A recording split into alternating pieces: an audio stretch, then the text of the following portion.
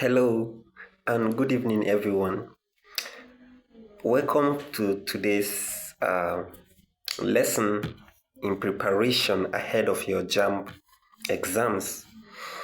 My name is Emmanuel John. If this is your first time of coming across my YouTube video, you are welcome. I'm in the journey of having a good number of students have a reasonable score, at least at least 250 and above. I've been on this journey for close to a month now. I have a WhatsApp group where I have some students I'm grooming, I'm training, both in book and mentally, because JAMP requires beyond just studying your book. So I've been preparing them, I've been training them on how to be fast, how to be correct, how to be accurate, different techniques of studying and active recall and several other things. So I've been adopting different things that have worked for me in the past while I was in the university, things that I've tested on people at different level of education that have worked. So I've also been implementing this on these candidates because I want them not just to pass JAMB, but to pass very, very well. This is very possible. So that's my goal this year, and I've been on that. I have a WhatsApp group, like I said earlier, and if this is your first time of joining us, that's what I've been doing. And thank you for clicking to watch this video. I assure you, you are going to learn a lot. Testimonies from my students, through some of them, they will just come to my DM. Oh, I have been learning a lot, sir. Thank you so much. They've been praying for me. So I sincerely appreciate them. I like them. I love them. And I wish them the best.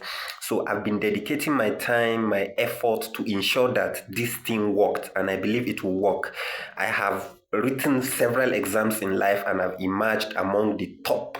So I have mastered some strategies that when I apply them, they work again. And so these are some of the things I've been teaching them, not just book. But you can join us if you wish. Just indicate interest in the comment section. Let's go right into today's deal. I wouldn't like this video to be long. So welcome back. If you are my student and you are coming back, welcome. How was yesterday's physics? Interesting, right? I saw your scores. You guys have tried. So today we are here with chemistry and we want to continue. As usual, before the assignment question comes, we want to look at some things critically. The goal is that you should have an all-round preparation. Yes, because treating past questions alone is not sufficient. I've said this again and again, and that's why I decided to pick topic by topic on the syllabus, on the JAMB syllabus, to treat them with you before I now bring the past questions that are related to that particular syllabus for us to treat together, or for me to give you as an assignment after an intensive and clear explanation. So welcome back if you are my students, and today we have chemistry and we are going to look into it right away. So today we are going to look at chemical combination and some calculations in chemistry. Like I said, you would answer a question from this part too because it's part of the syllabus. I have checked very well and I've seen what JAMB wants you to know from this very topic. That's the objective, the aim of this topic, what they want to assess you on has been clearly stated. So I decided to put up a few things that will help you get the minimum, at least, understanding or knowledge, the maximum knowledge rather, on this topic, so that whichever way question comes, you will be able to attempt it. So thank you once again for having me, and let's dive right into it to save our time. Thank you so much. All right, so one of the things we consider under this topic is we are talking about laws that have been in existence, that we have been hearing of, that we have learned in our secondary schools. So I want to emphasize some particular aspects under these laws that will help you in preparation for your JAMB. At the end of this, there are some practice questions that will help tease your brain, that will help you to charge your brain, prepare even along the video, You will be seeing some questions, you will see how I will be solving them, which will help you to later answer your own assignment. All right, thank you very much for joining me. Please stick to it. If you don't have a book with you, I think maybe you should pause this video, get a book and a pen. You may want to write something very important. This is very significant. Remember, I told you the secret of writing. Yes, as you write, your eye is seeing, your mind is at it, and you are writing it. It gets solidified, it gets crystallized in your memory. You hardly forget it. All right, so if you don't have a book and pen with you, if you are in a place where you can have access to them, please do get them and keep them by the side, so that if I mention something very crucial, very important, you can pause the video and write it down, then come and continue. Please stick to this video carefully, listen to every detail, don't rush it. See, if you are in hurry, you cannot get anything. I have said this again and again. So if you cannot devote time to listen carefully and understand this video, it's at your own risk. It's like somebody going to school and he didn't even have time to sit down and learn for 20-30 minutes. He's saying, I want to go home. And you expect that person to have something offhand. It's not possible. And it's a pity that we are having them nowadays. Students that have attended universities, they cannot defend their certificate outside because there is nothing offhand. Why? They are always rushing. I want to go and do this. I want to go and do that. If you are like that, I will not lie to you. I will not lie to you. I will not lie to you. It will be very difficult for you to be part of my students who would be able to get that score. That's just it. Because here we are learning and we devote our time. In fact, one of my policies is that if you are not serious, don't even join. Today I've removed a good number of students from the group because they have been inactive, and I will continue to do that. So if you are not going to be very serious, don't even contemplate saying, Mr. Emmanuel, I want to join your class. But if you are serious, you are most welcome. This training is free. You are not paying any dime for it. I'm doing it free. I have a goal and I want to achieve it because I feel it is possible. So let's go right into it, please. So I believe by now you have your paper and pen by the side. All right, so let's go. So the first law here is the law of definite proportion. So what is this law saying? What is it talking about? This law is saying that a chemical compound always contains same elements in the same proportion by mass. What do we mean by this? We mean that if you have a molecule of water always contains 2 grams of hydrogen and 2 grams of oxygen. This is by mass now. I hope you've heard that gram I'm saying. Yes, so the law is saying that a chemical compound always contains the same elements in the same proportion by mass. What this means is that if you go to America, in as much as it's a molecule of water you carry, what will it contain? 2 grams of hydrogen and 16 grams of what? Oxygen. What if you decide to go to Australia and pick water? Do you get what I'm trying to say? So always, a chemical compound, always, everywhere, contains the same elements in the same proportion by mass. That's this law, what this law of definite proportion is saying. And if you are smart enough, from that English word, definite, why will you forget? Why will you forget? For God's sake, definite. Definite means exact. Are you getting the trick now? So if you remember exact, and they say the law of definite proportion is the one that postulates that they will now give you A, this, B, this, B. So once you see always contains the same element, always contains the same exact elements. So if you pick sodium hydrochloride in Nigeria, if you go to anywhere, it's the same. They contain the same thing. All right, so I hope this is clear. Now look at the reaction we have. I don't know if you can see this picture very well. Look at the yellow and what should I call this color now? Is it green? All right, whatever. We are not talking about colors. So look at the 2. So we have 2 moles of hydrogen reacting with 1 mole of oxygen. Now, look at the end product. The end product is what? Water. 2 molecules of water. So this is talking about definite. It always contains the same elements by mass. All right, let's look at the other picture down here. This other picture is the same thing. It's talking about hydrogens, 4 parts of hydrogen and 2 parts of oxygen coming together to produce 2 gaseous, 2 molecules of water or vapor, whichever one. So I hope this is clear. If it is not clear, I always say feel free to send your questions on the comment section. I'm there for you. I'm there to, in as much as it's JAMB this year. See, I want to achieve this goal, and God will help me because I'm having serious students currently, and I've been testing them so far. There is great improvement. Some of them are getting much better. If you are one of the students and you are watching this, if you are not getting better, you can testify that many other persons are learning, which I believe you are learning. So let's quickly go to the next law. All right, is this the next slide? Okay. Yep. So this is a question under this law. And the question says, if 8 grams of oxygen reacts with hydrogen to form water, how many grams of hydrogen are required? Now remember earlier, I said everywhere you go to, 2 grams of hydrogen will always react with 16 grams of oxygen. Do you get that? So whereas this thing has calculation, but sometimes, especially in exams like JAMB, if you are smart, you can use your intelligence to answer these questions.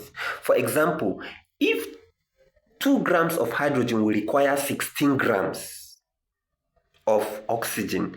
Now, 16 grams of oxygen will require what amount? How many grams of hydrogen? Okay, let me put it the other way. 16 grams needs 2 grams. Then 8 grams will need X gram. Are you following me? Cross multiply. I hope this is not confusing. Okay, let me put it this way.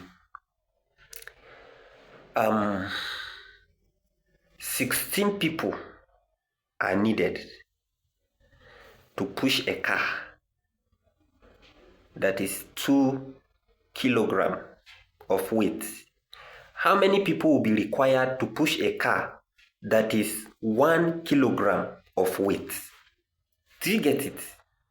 Okay, 8 persons, a car of what weight would they be able to push? If 16 push that of 2 kg, it means 8 will push that of what? 1 kg, because 8 is half of what? 8 is half of what? 16, thank you. So, but another way is you write the chemical equation, hydrogen plus oxygen to give water.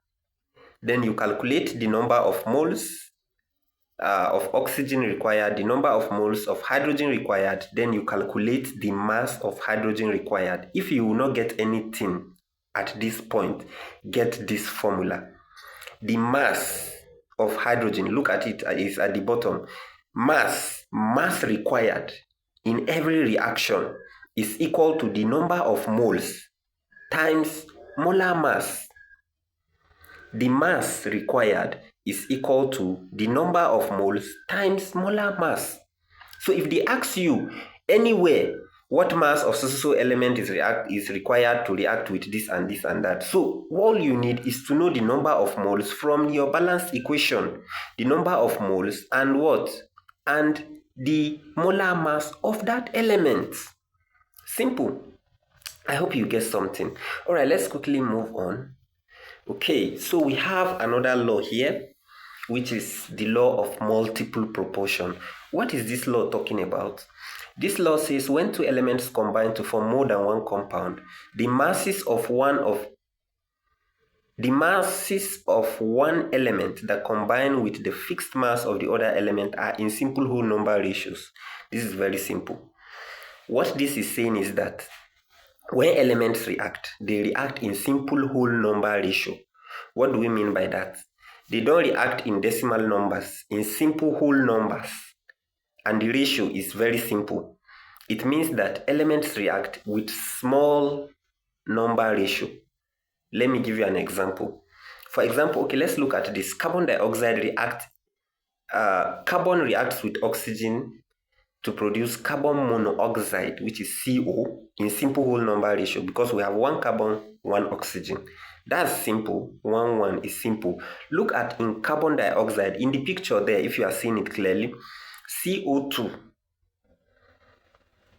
Carbon reacts with excess oxygen to form carbon dioxide. Now, what's the ratio? The ratio is 1:2. We have one carbon and we have 2 atoms of oxygen. Do you see that? So all these are simple numbers. So this law suggests that when elements react, they react in simple whole number ratio. Now, whereas this law is still functional, when you come to the university, you would understand that this law has another one that counter it. There is an evidence that in organic chemistry, elements can react in large whole number ratio, not just simple. Let's take, for example, what do we call it? Glucose. What's the chemical formula for glucose? C6H12O6. Is that too simple? Is the number too small? Do you get what I'm trying to say? So there in glucose, the ratio is 6:12 is to 6.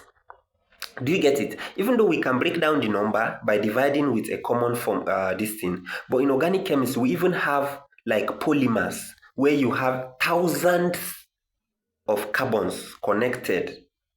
So this law, don't worry when you come, but for now, know that it suggests that elements combine in simple whole number ratio.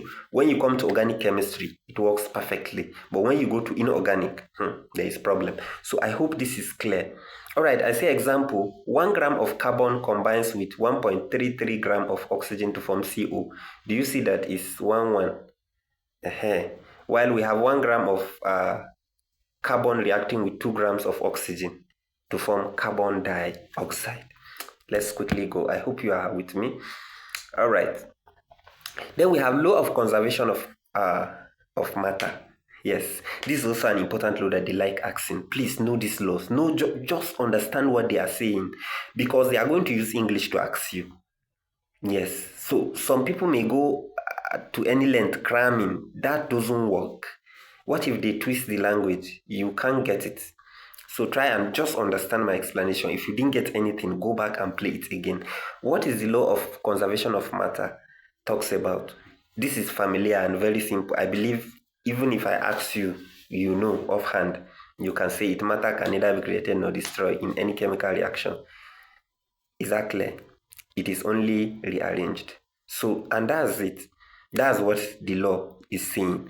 That matter can neither be created nor destroyed. Let's look at an example.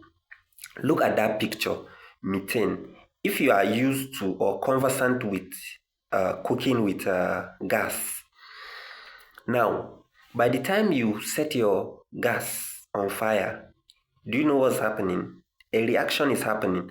Oxygen is mixing. Oxygen in the air is mixing with the gas in the presence of that fire to form carbon dioxide and water. Get that clearly. That's combustion. Oxygen reacting with methane or cooking gas to form carbon dioxide and water. Now, what is this saying? It is saying that, if you are cooking and you are burning gas, at a point in time, your gas cylinder will be empty, isn't it? What do you say? The gas has finished. So now, if you bring this to a layman, he will assume that the gas has burnt and has been destroyed. But has it been destroyed? No. It has only been converted to carbon dioxide and water. Simple. So it means that if you can trap the carbon dioxide that is being released in the air during combustion and trap the water that is being released in the atmosphere, which are the end products. If you can trap them and gather them as your gas is being burned, if you weigh them at the end of when your gas finished completely, their weight will be equal to the gas you use the weight of the gas you fill your cylinder with. It seems interesting. You see, let me not talk much. But do you get my point now? Okay, let's assume you are burning wood. If you burn wood, what happens? The wood get burned, isn't it? Even its quantity get reduced to ash. Now, what we are saying is that if you can gather the ash together, gather the heat that has escaped, gather the carbon dioxide that has escaped, gather the water that has escaped, and put them together and weigh them, their weight will be equal to the initial weight of the wood before you burn them. So what this is trying to say is that matter can neither be destroyed, it can only be changed into another form. Simple. I hope this is clear. Look at the second image. Do you see it? The number of particles we have here under the reactant is the same thing as the number of particles we have at the product, only that they have changed color. So that's what it means. I hope this is clear. All right, so we have a question here. And the question says, which of the following is the mole ratio of hydrogen to oxygen in the reaction? Okay, we've talked about moles earlier. All right, so this is a well-balanced equation. I believe I have to create another equation, another video on this stoichiometry because I didn't capture some calculations. I wouldn't want it to be long. That's why I reduce it. I don't want too long so that at least you comprehend. All right, so when you are talking about number of moles, is when you balance the equation. The reactant must always be equal to the products. That's balancing equation is trying to adhere to the law of conservation of matter. I hope if JAMB asks you, balancing chemical equation is trying to obey which law? I hope you'll be able to know that. Hey, my people. All right, no problem. So let's go on. So after this equation has been balanced, we know that 2 moles of hydrogen reacting with 1 mole of oxygen gives us 2 moles of water. So what's the ratio of moles of hydrogen and oxygen? So look at the reactant side. On the reactant side, we have 2 moles of hydrogen and we have 1 mole of oxygen. Now, 1 is not written before oxygen. If it is 1, you don't write it. So, but there is 1 there, 1 mole of oxygen. I hope you get that. So, what will be the correct ratio now? What will be the correct answer? B, correct, which is 2:1. Thank you. Let's move on. All right, if you have not subscribed to this channel, please subscribe. There is a reason why you should subscribe to this channel. Number 1, that is your way of assisting me, my efforts in trying to have many candidates. I just need support. It pains me sometimes if I see students who are actually serious. I mean serious. But they don't have anybody to push them, to encourage them, to guide them, to teach them. It pains me. So my goal is to attract serious students, as many as possible, to assist them. So if you subscribe, you like, and you make comment, the video will go far. And if it goes far, many people will see it, and people interested will come to it. So please, if you've not subscribed, subscribe now. Like, if you have any question, ask in the comment section. If my method of teaching is not very clear for you, write it. If it is very, very clear, now tell me, let me know. I will be happy. The second reason is, if you are a JAMB candidate and you are truly serious, if you subscribe, you would see many more videos from me. Anytime I publish, in fact, if you hit the notification button, that's the bell, anytime I post, you will be among the first to see the video. So please, if you have not done this, do it now before we proceed. All right, thank you. Let's continue. All right, we have another law, which is Gay-Lussac's law of combining volumes. Now, what is this saying? The law says when gases react together at STP, what's STP? What's the full meaning? Standard temperature and pressure. Hey, get this oh.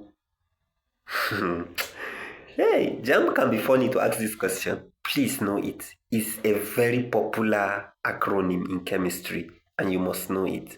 Standard temperature and pressure, STP. By the way, what is the standard temperature? Okay, or let me say room temperature. I know I've mentioned it in one of the videos. My student, if you don't know this, I will jump and knock your head. All right, the standard temperature, okay, the room temperature is 25 degrees Celsius. What's the standard pressure? Standard pressure or atmospheric pressure is 1 atm. Pressure has different units. Temperature also have different units, isn't it? Temperature has degrees Celsius, Kelvin, Fahrenheit, etc. But when we are talking about standard temperature in chemistry, we are talking about, though both Kelvin and degrees are used also in chemistry, but room temperature, we are talking about 25 degrees Celsius. You can convert it to Kelvin. Then standard pressure, we have 1 atm. If you are measuring it in millimeter mercury, that's 760 millimeter mercury. That's atmospheric pressure. Please get this. So when gases react together at standard temperature and pressure, the volumes of the reacting gases and the volume of the product are in simple whole number ratio. Do you see another thing? We talked about simple whole number ratio earlier. But this time around, we are talking about simple whole number ratio in gases. The other one did not cover gases, but this one covers gases. For example, look at this picture here. The one in blue and yellow, that has yellow dots, and the one that has blue. So one volume of hydrogen reacting with one volume of chlorine will yield 2 volumes of hydrogen chloride. Is this clear? Do you see that? They are in simple whole number ratio, and when they react, they lead to simple whole number ratio. That's the product. Both the reactants and the products, if they react at standard temperature and pressure, they lead to the formation of products that are in simple whole number ratio. This is Gay-Lussac's law. I hope this is clear. All right, look at another image here. Now we have 2 atoms of hydrogen there reacting with 1 atom of oxygen, still leading to the production of 2 volumes of water. Now note this, don't be confused. Here, earlier we have 2 reactants. Even here is 2 reactants we have. I hope you note that. Is hydrogen, even though it's looking as if it is 3, look at the green, there are 2. Both of them as the same thing, are considered the same thing, even though there are 2 volumes. I hope you get it. So you may have 3 different elements reacting, and each of them is a volume of itself. Still, you are going to have what? You are going to have what? Okay, you are going to have 2 volumes at the end. We can have hydrogen reacting with oxygen, then we have 2 volumes. We can have hydrogen reacting with oxygen. That's 2 atoms of hydrogen reacting with 1 atom of oxygen. Then that will give us 2 moles of water. So that gives us 2 volumes. So this is what Gay-Lussac's law is all about. That if gases react at standard temperature and pressure, the reacting gases and the volumes of the reacting gases and that of products are in simple whole number ratio. Do you see that the ratio is still in simple whole number? Look at the ratio below there. 2:1:2. Is it not in simple whole number ratio? Simple. Let's go on. All right, so there are calculations under this Gay-Lussac's law, and please expect calculation here. Very important. I've seen several questions that came out different years under this very law. So let's look at an example. Now the formula is this. Get the formula. P1 over T1 is equal to P2 over T2. This is the formula. P1 stands for initial pressure. T, of course, temperature, initial temperature. That's for the reactant. Then the other one for the product, P2 over T2. Once you know this, you master this, and you can manipulate this formula, there is no question you cannot answer. That's just the truth. So let's look at this question. The question says the pressure in an automobile tire is 1.88 atm, atmospheric pressure. ATM, you should know it's pressure now. Yes, I have said it. At 25 degrees Celsius, what will be the pressure if the temperature warms up to 37 degrees Celsius? Do you now see it? All right, so we are looking for P2 because we are given P1, that's the initial pressure. We are given the initial temperature and the final temperature. So all you need to do, cross multiply and make your P2 the subject of formula. Simple. Just cross multiply. So if you make your P2 the subject of formula, you will now be able to calculate it. Now note that this second part is another question entirely. I'm just showing you an illustration. I don't need to show calculations here because of time. So, but it's very simple. Look at our P1 is given, our T1 is given as 25 degrees Celsius. Our P2 is not given, but T2 is given. So from here, where we have P1 T2 is equal to P2 T1. If I want to make P2 the subject of formula, what do? I divide both sides by T1, T1, T1. So it means P1 T2 all over T1 is equal to P. I will just substitute the values.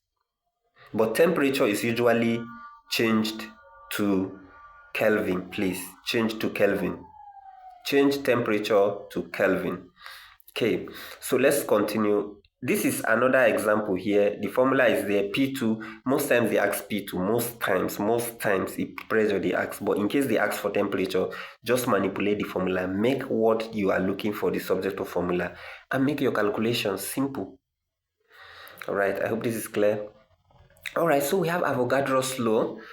Now, this Avogadro's law, we have Avogadro's number, we have Avogadro's law. They are not the same thing. Please note it now and follow me carefully. Let me explain these things to your understanding now. All right, so Avogadro's law is also another law under gases. Now, we have talked about Gay-Lussac's law that talks about simple whole number ratio reactions of gases at standard temperature and pressure. So let's look at Avogadro's law. It's still talking about gases. It says equal volumes of gases at the same temperature and pressure contain the same number of molecules. So this is Avogadro's law. What is he saying? If I fetch 1 centimeter cube of hydrogen and I fetch 1 centimeter cube of nitrogen, they contain their volume at the same temperature and pressure. Their volumes remain the same, provided that the temperature and pressure remains constant. Let me explain again. I want you to get this thing. I don't want you to see a question under here and you are stranded. You don't even know what to do. No. So get it. It's very simple. If equal volumes of gases are collected at the same temperature and pressure, they will contain the same number of molecules. Simple. So if I take 1 centimeter cube of hydrogen and I take 1 centimeter cube of nitrogen, what happens to the number of molecules? They are the same. The number of molecules will be the same, provided that these volumes are collected at the same temperature and pressure. That's simple. So note this. This is a constant and you may see it again and again. 1 mole of gas, 1 mole of any gas at standard temperature and pressure occupies 22.4 liters. 22.4 liters. So please note this is a constant. Also very, very important. All right, so let's talk about mole concept very quickly. Yes, I have Avogadro's number here. 1 mole of any substance contains Avogadro's number of particles. Now, this law is different from the one we stated earlier, though they are similar, but they are not exactly the same. So please note this. When we talk about Avogadro's number, we are talking about the number of particles in 1 mole of a substance. So every 1 mole of a substance contains 6.02 times 10 raised to power 23 particles. This number is constant. It does not change. Master it and know it offhand. For example, 1 mole of water contains 6.02 times 10 raised to power 23 molecules of water. The same thing, if you take 1 mole of nitrogen, it contains the same number. So get this and and don't forget it. Look at the table. 1 mole of hydrogen, the same number. 1 mole of water, the same number. 1 mole of potassium ions, the same number. 1 mole of electrons, the same number of electrons. This is clear, I hope. Yeah. So, okay. So these are assignment questions. We are here already. So I won't read them. Please just pause the video, read them, and answer them.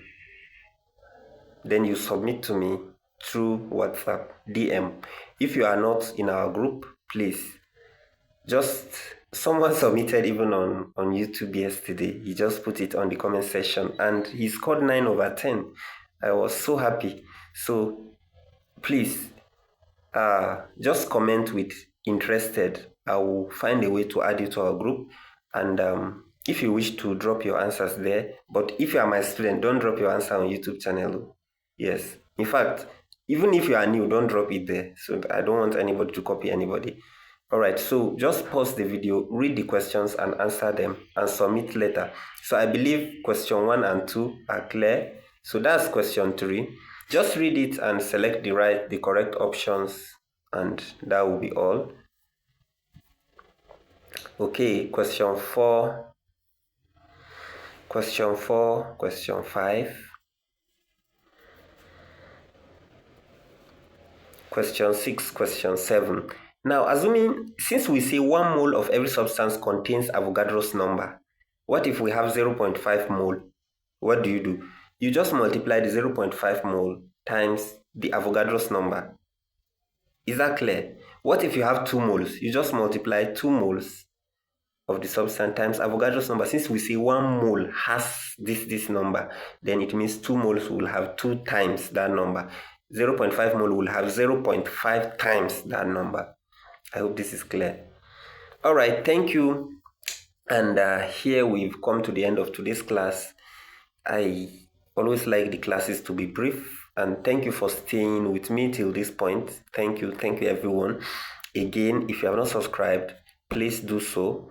You will get more and more of what I'm doing, and please join us. Let's learn together. Yeah. I like what I am implementing recently. That's the quizzes I'm sending to WhatsApp group. I'm getting funny. Yes, we are learning in a funny way. So it makes it interesting and learning gets better. So thank you very much. Make sure you like, make sure you subscribe, and